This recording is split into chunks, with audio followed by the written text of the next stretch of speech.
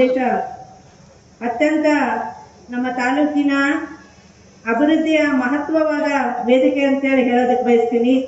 ಈ ಸಮಾವೇಶದ ಮೂಲಕ ಸಂಡೂರಿನ ಅಭಿವೃದ್ಧಿ ಯೋಜನೆಗಳು ಮತ್ತು ಮುಂದಿನ ಗುರುಗಳನ್ನು ಒಟ್ಟಾಗಿ ತೆಗೆದುಕೊಂಡು ಹೋಗ್ತಕ್ಕಂಥ ಸಂಕಲ್ಪವೇ ಈ ಸಮಾವೇಶದ ಉದ್ದೇಶ. ನಿಮ್ಮ ವಿಶ್ವಾಸವೇ ನಮಗೆ ದೊಡ್ಡ ಶಕ್ತಿ. ನನಗೆ ನೀವು ಕೊಟ್ಟ ಈ ಸೇವಾ ಅವಧಿಯಲ್ಲಿ ಸಂಡೂರು ಕ್ಷೇತ್ರದ ಅಭಿವೃದ್ಧಿಗೋಸ್ಕರ ನಾನು ತೆಗೆದುಕೊಂಡಂತಹ ಸಂಕಲ್ಪವನ್ನು ನಿಮ್ಮೆಲ್ಲರ ಆಶೀರ್ವಾದದಿಂದ ಕಾರ್ಯರೂಪಕ್ಕೆ ತರುವಂತ ಪ್ರಯತ್ನ ಮಾಡಿದ್ದೇವೆ. ನಾನು ಶಾಸಕಿಯಾಗಿ ಸೇವೆ ಸಲ್ಲಿಸುವ ಅವಧಿಯಲ್ಲಿ ಶಿಕ್ಷಣ, ಆರೋಗ್ಯ, ಮೂಲಭೂತ ಸೌಕರ್ಯ, ಸಾಮಾಜಿಕ ಬದಲಾವಣೆ, ಮಹಿಳಾ ಸಬಲೀಕರಣಕ್ಕೆ ಹೆಚ್ಚು ಒತ್ತನ್ನು ನೀಡಿದ್ದೇವೆ. ಶಿಕ್ಷಣದಲ್ಲಿ 175 ಶಾಲೆಗಳಲ್ಲಿ 65 ಶಾಲೆಗಳನ್ನು ಮಾದರಿ ಶಾಲೆಗಳನ್ನಾಗಿ ರೂಪುಗೊಳಿಸಿದ್ದೇವೆ. 110 ಶಾಲೆಗಳ ಅಭಿವೃದ್ಧಿಗೋಸ್ಕರ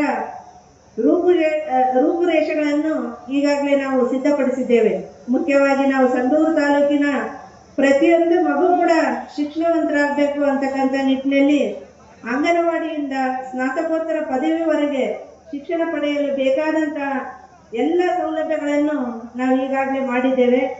ಅದು ಮುಖ್ಯವಾಗಿ ನಮ್ಮ ಸನ್ಮಾನ್ಯ ಕಾರ್ಮಿಕ ಸಚಿವರ ಒಂದು ಹೆಬ್ಬಯಕೆ. ಸಂಡೂರು ತಾಲೂಕಿನಲ್ಲಿ ಪ್ರತಿಯೊಂದು ಮಗು ಕೂಡ ಶಿಕ್ಷಣವಂತ ಆಗಬೇಕು, ಪ್ರಪಂಚದ ಯಾವ ಮೂಲೆ ಹೋದ್ರೂ ಕೂಡ ಅದು ಬದುಕುವಂತ ಒಂದು ಸಾಮರ್ಥ್ಯವನ್ನು ಪಡಿಬೇಕು ಅಂತ ನಿಟ್ಟಿನಲ್ಲಿ ನಾವು ಶಿಕ್ಷಣವನ್ನು ಇಲ್ಲಿ ರೂಪುಗೊಳಿಸಬೇಕು ಅಂತಕ್ಕಂಥ ನಿಟ್ಟಿನಲ್ಲಿ ಅವರ ಮಾರ್ಗದರ್ಶನದಂತೆ ನಾನು ಕಳೆದ ವರ್ಷ ಶೈಕ್ಷಣಿಕ ವರ್ಷ ಪ್ರತಿಯೊಂದು ಸರ್ಕಾರಿ ಶಾಲೆಗೆ ಸ್ವತಃ ಭೇಟಿ ಕೊಟ್ಟು ಅಲ್ಲಿನ ಕೆಲವೊಂದು ಸಮಸ್ಯೆಗಳು, ಕುಂದುಕೊರತೆಗಳ ಬಗ್ಗೆ ನಾನು ನಮ್ಮ ಶಿಕ್ಷಣಾಧಿಕಾರಿಗಳಾದ IRFK ಅವರಿಗೆ ಗಮನಕ್ಕೆ ತಗೊಂಡ್ಬಂದೆ. ಹಾಗೇನೆ ನಮ್ಮ ಜಿಲ್ಲಾಡಳಿತದ ಗಮನಕ್ಕೆ ತಂದು ನಾವು ಕೆಲವೊಂದು ಈ ಶೈಕ್ಷಣಿಕ ಒಂದು ವ್ಯವಸ್ಥೆಯಲ್ಲಿ ಕೆಲವೊಂದು ಮಾರ್ಪಾಡುಗಳನ್ನು ಮಾಡಿದ್ದರ ಫಲವಾಗಿ ಇವತ್ತು ಸಂಡೂರು ತಾಲೂಕು SSLCಯಲ್ಲಿ ನಮ್ಮ ಬಳ್ಳಾರಿ ಜಿಲ್ಲೆಗೆ ಮೊದಲನೇ ಸ್ಥಾನವನ್ನು ನಾವು ಪಡೆಯೋದಕ್ಕೆ ಸಾಧ್ಯವಾಯಿತು ಅಂತೇಳಿ ಈ ವೇದಿಕೆಯಲ್ಲಿ ಹೆಮ್ಮೆಯಿಂದ ಹೇಳೋದಕ್ಕೆ ಬಯಸ್ತೀನಿ.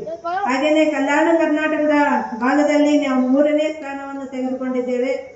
ಇಷ್ಟಾದರೂ ಕೂಡ ನಾವು ಮೌಲ್ಯಾಧಾರಿತವಾದ ಶಿಕ್ಷಣಕ್ಕೆ ಹೆಚ್ಚು ಒತ್ತು ಕೊಡ್ತಕ್ಕಂಥದ್ದು ಮುಂದಿನ ಶೈಕ್ಷಣಿಕ ವರ್ಷದಿಂದ ಪ್ರಾರಂಭಗೊಳಿಸಲಿದ್ದೇವೆ. ಹಾಗೇನೆ ಈಗ ತಾನೇ ನಮ್ಮ ಸಂಸದರು ಮಾತನಾಡಿದ್ರು, ಕ್ಲಿನಿಕ್ ಆನ್ ವೀಲ್ ಅಂತಕ್ಕಂಥದ್ದು ನಾವು ಇಡೀ ದೇಶದಲ್ಲಿ ಪ್ರಥಮ ಬಾರಿಗೆ ನಾವಿಲ್ಲಿ ಶುರು ಮಾಡಿದ್ವಿ. ಅದರ ಒಂದು ಉಪಯೋಗದಿಂದ ಸಾಕಷ್ಟು ಜನ, ನಾನು ಹಳ್ಳಿಗಳಿಗೆ ಭೇಟಿ ಕೊಟ್ಟಾಗ ಸಾಕಷ್ಟು ಜನ ಕೂಡ ತಮ್ಮ ಏನು ಪ್ರಾಥಮಿಕ ಹಂತದಲ್ಲಿ ಇರ್ತಕ್ಕಂಥ ರೋಗಗಳನ್ನ ಅಲ್ಲೇ ಅವರು ಚಿಕಿತ್ಸೆ ಪಡೆಯುವ ಮೂಲಕ ಅವರು ನಗರ ಪ್ರದೇಶಕ್ಕೆ ಬರ್ತಕ್ಕಂಥ ಒಂದು ಹಣದ ಉಳಿತಾಯ ಅವರಿಗೆ ಆಗ್ತಕ್ಕಂಥದ್ದು ಸಾಕಷ್ಟು ಜನ ನನ್ನ ಜೊತೆಗೆ ಅವರ ಅಭಿಪ್ರಾಯವನ್ನು ಹಂಚ್ಕೊಂಡಿರ್ತಕ್ಕಂಥದ್ದು. ಹಾಗೇನೆ ಈ ಸಮಾರಂಭ ನಡೀತಕ್ಕಂಥ ಈ ತಾಳೂರು ಶಾಲೆ ಏನಿದೆ, ಈ ಶಾಲೆಯನ್ನು ಕೂಡ ನಾವು PUCಗೆ ಅಪ್ಗ್ರೇಡ್ ಮಾಡಿರ್ತಕ್ಕಂಥದ್ದು. ಈ ಭಾಗದಲ್ಲಿ ಸುತ್ತಮುತ್ತ ಇರ್ತಕ್ಕಂಥ ಮಕ್ಕಳಿಗೆ ಅನುಕೂಲ ಆಗ್ತಕ್ಕಂಥ ನಿಟ್ಟಿನಲ್ಲಿ ನಾವು ಇಲ್ಲಿ PUCಯನ್ನು ಕೂಡ ಈ ಶೈಕ್ಷಣಿಕ ವರ್ಷದಿಂದ ಪ್ರಾರಂಭ ಮಾಡಿದ್ದೇವೆ.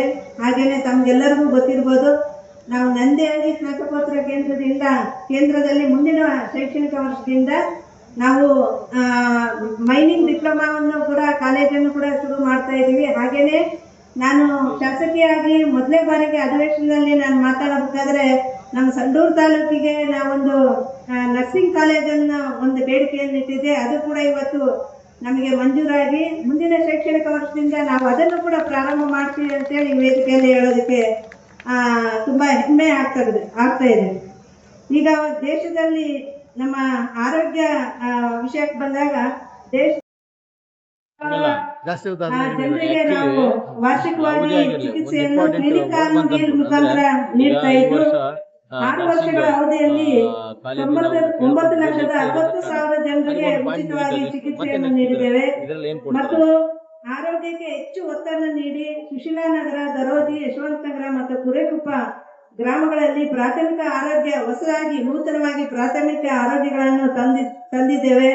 ಮತ್ತು ತೋರಣಗಲ್ಲು ಮತ್ತು ಚೋರ್ನೂರು ಪ್ರಾಥಮಿಕ ಆರೋಗ್ಯ ಕೇಂದ್ರಗಳನ್ನು ಉನ್ನತೀಕರಿಸಿ ಸಮುದಾಯ ಆರೋಗ್ಯ ಕೇಂದ್ರಗಳನ್ನಾಗಿ ಮಾಡಿ ಜನರ ಆರೋಗ್ಯ ಸುಧಾರಣೆಗೆ ಪ್ರಾಮಾಣಿಕ ಪ್ರಯತ್ನ ಮಾಡಿದ್ದೇವೆ ಅಂತೇಳಿ ಈ ಸಂದರ್ಭದಲ್ಲಿ ಹೇಳೋದಕ್ಕೆ ಬಯಸ್ತೀನಿ. ಹಾಗೆಯೇ ಮಹಿಳಾ ಸಬಲೀಕರಣಕ್ಕೆ ನಮ್ಮ ಸರ್ಕಾರ 5 ಗ್ಯಾರಂಟಿ ಯೋಜನೆಗಳನ್ನು ಕೊಟ್ಟಿದ್ದು ತಮ್ಗೆಲ್ಲರಿಗೂ ಗೊತ್ತೇ ಇದೆ.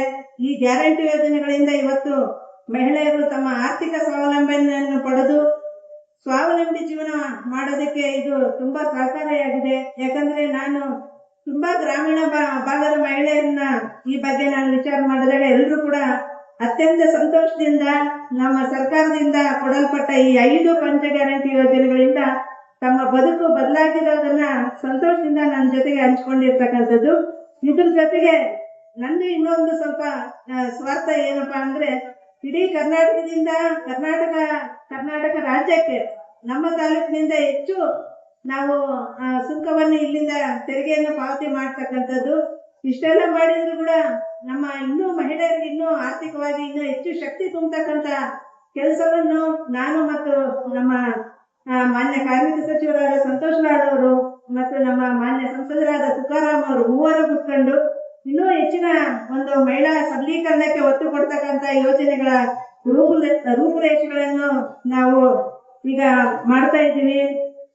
ಅದನ್ನು ಸಿದ್ಧಪಡಿಸಿ ಮುಂದಿನ ದಿನಗಳಲ್ಲಿ ಅದನ್ನ ಅನುಷ್ಠಾನಕ್ಕೆ ತರ್ತಕ್ಕಂತ ಪ್ರಾಮಾಣಿಕ ಪ್ರಯತ್ನವನ್ನು ಮಾಡ್ತಾ ಇದ್ದೀವಿ.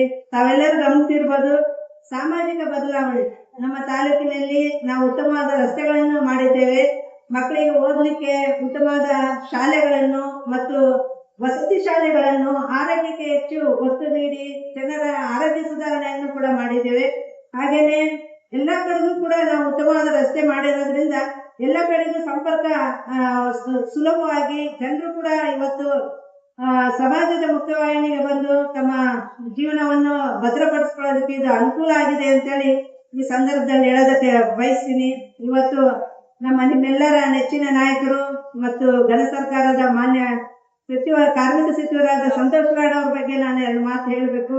ನಾನು ಯಾವಾಗ್ಲೂ ಅವ್ರ ಹತ್ರ ನಮ್ಮ ತಾಲೂಕಿನ ಒಂದು ಅಭಿವೃದ್ಧಿ ಬಗ್ಗೆ ಚರ್ಚೆ ಮಾಡ್ಲಿಕ್ಕೆ ಹೋದಾಗ ನಾನು ಕೆಲವೊಂದು ನನಗೆ ಗೊತ್ತೇ ಇರಲ್ಲ, ಕೆಲವೊಂದು ಸಮಸ್ಯೆಗಳ ಬಗ್ಗೆ ಅವ್ರ ಹತ್ರ ಚರ್ಚೆ ಮಾಡ್ತೀನಿ.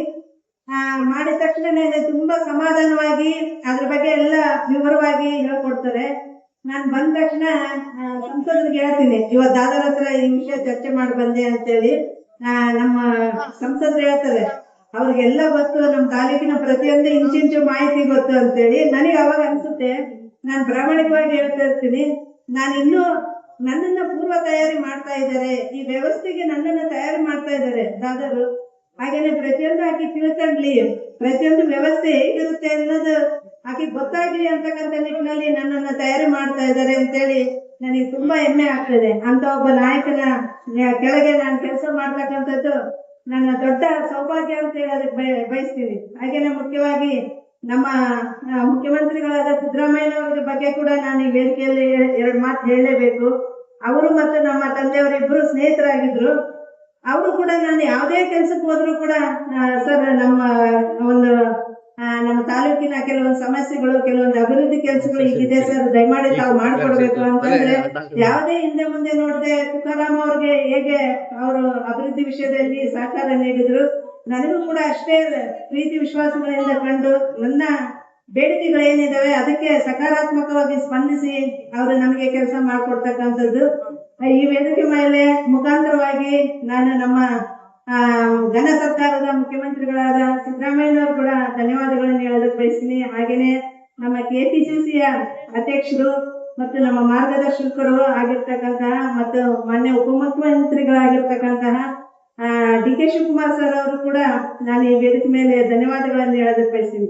ಒಟ್ಟಾರೆಯಾಗಿ ನಮ್ಮ ಸಚಿವ ಸಂಪುಟದ ಎಲ್ಲ ಸಚಿವರು ಕೂಡ ನಮ್ಮ ತಾಲೂಕಿನ ಅಭಿವೃದ್ಧಿಗೆ ನಮಗೆ ತುಂಬಾ ಸಹಕಾರವನ್ನು ನೀಡ್ತಕ್ಕಂಥದ್ದು.